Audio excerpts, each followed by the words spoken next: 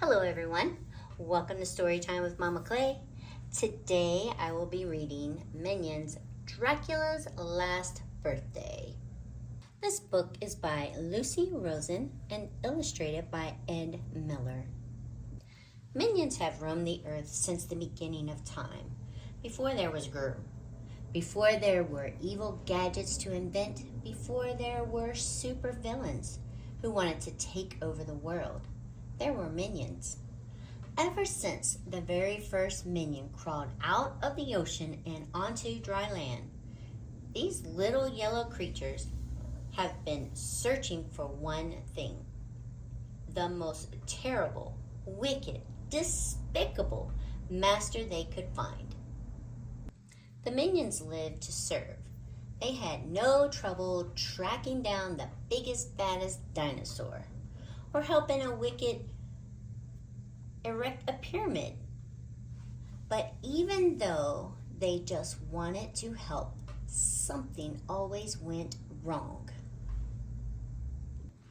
Whenever disaster struck, the minions kept moving.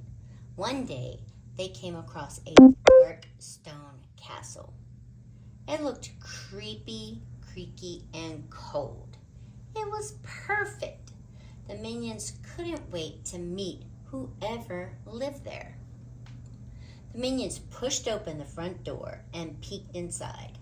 Out of nowhere, bats came flying towards them. "Ooh la la, no! Stoppa, stoppa!" they cried, trying to get away from the bat attack. The minions tumbled into the dusty cobwebs. They jumped into sticky. They hid behind the heavy, dirty curtains. When the bats finally left, the minions came out of their hiding spots and looked around. At the end of the long, dark hallway was a spooky wooden coffin. "Ooh," they said. One of the minions walked up to the coffin. He knocked on the lid. It burst open. Dracula was inside.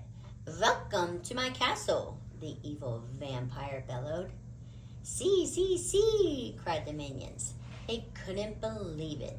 They had found their new master. "Big boss, big boss, big boss," they cheered. The minions got right to work trying to help Dracula however they could. First, they decided to clean up the castle. Carl and Mike took turns sweeping the cobwebs. "Me do it," Carl says. "No, me do it," Mike replied. "Septimila do it," Carl insisted. "Me," said Mike. "Me," said Carl. Soon enough, the two minions were tussling down the hallway. They bounced and rolled and rumbled all around until they got tangled up in an enormous web. Next, the minions replaced all of Dracula's melted candles. One by one, they removed the old wax. They carefully polished each candlestick. They gently put in a fresh new candles. Then they lit them with a torch. Finally, at the end of every day, the minions helped Dracula get ready to go to sleep. They hung up his cape, fluffed his itchy pillow, and reminded him to always brush his fangs before bedtime. "Scusa, big boss. Flossa, flossa," they said. Over time, Dracula came to rely on the minions and think of them as his friends. He even let them in on a secret. "Tomorrow will be 357 birthday," he said proudly. The minions were excited. They wanted to throw their evil boss an evil party to celebrate his many years of evil doing. But they didn't have much time. Kevin made a list of all the things they'd need to do: bake a cake, make drinks, find a great gift. Chuck and Norbert made punch in one of Dracula's cauldrons. They put in ice cream and fresh fruit, and the juice delicious. Dave and Paul got started on the cake.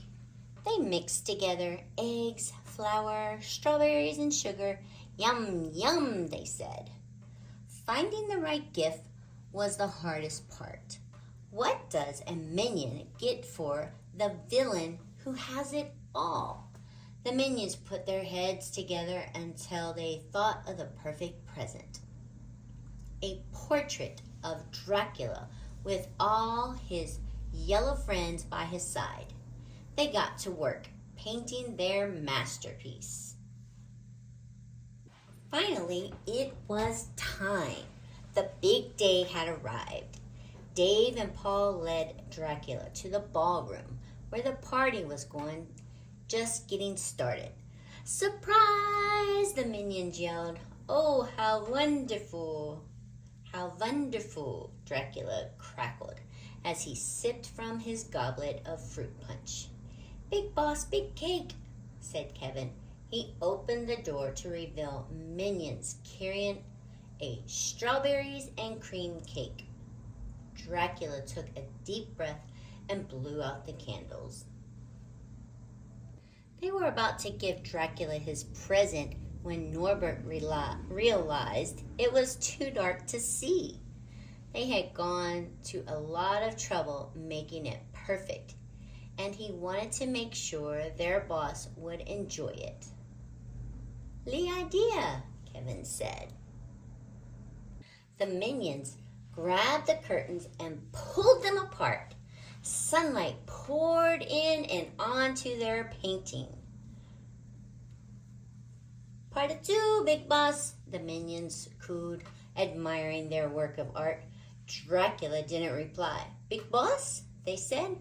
Dracula did not say a word. The minions turned around. Where Dracula had been sitting, there was now a big pile of ashes. The minions forgot about the vampire's biggest weakness, sunlight. "Uh-oh," said Stuart, slapping his forehead. "Not again." Soon they found another perfect, despicable master in a French captain. At least, that is, until they messed up again. Another evil boss, another minion accident. The little yellow creature sighed and moved on. The end. I hope you all enjoyed the Minion story today. Continue to come back for more stories and adventure with Mama Clay. Until then, happy reading!